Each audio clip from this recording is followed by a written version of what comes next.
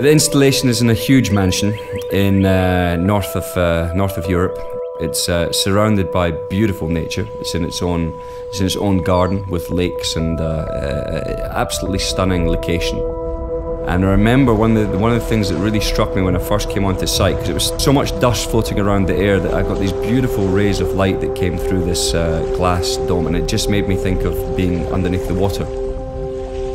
Sometimes you get this beautiful circle of fish, and then this gorgeous light comes through, a little bit like the light that I saw while I was on the building site. The name Cardume, it's a Portuguese name, and it's basically for a shoal of fish. But I don't know if you've ever seen these wonderful nature shows when you see fish, they're secured by numbers and they stay within shoals, but the shoals kind of move around like birds do in the sky, just underneath the water. The control panels that were developed is actually the same control panels that my client's using for the whole of his house. We should be able to work with the digital world. It shouldn't be an add-on. It should become part of us, rather than us having to stop what we're doing and enter into that world of technology. You know, it needs to work with us, not the other way around.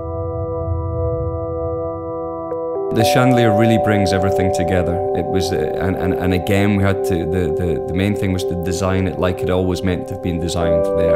There was so much detail that had been put into the architecture of this house and the interiors of this house that I didn't want really this I didn't want you to arrive in and the first thing that you saw was the chandelier. I didn't want to take anything away from the visuals that you had as your entrance into the house. Basically, I wanted to also let the natural light work, as we spoke about. I wanted the light to come in through the roof and bounce off the scales of the fish, or the mirrors in this case, to work as a piece by itself throughout the day. And the idea was very much that you should gradually come into this chandelier, and the chandelier would take you in. You'd come in, you'd have to look at the staircase would then take you up to the chandelier, and as you walk up into the first floor is where you have the real effect. You get some idea of the enormity of this chandelier.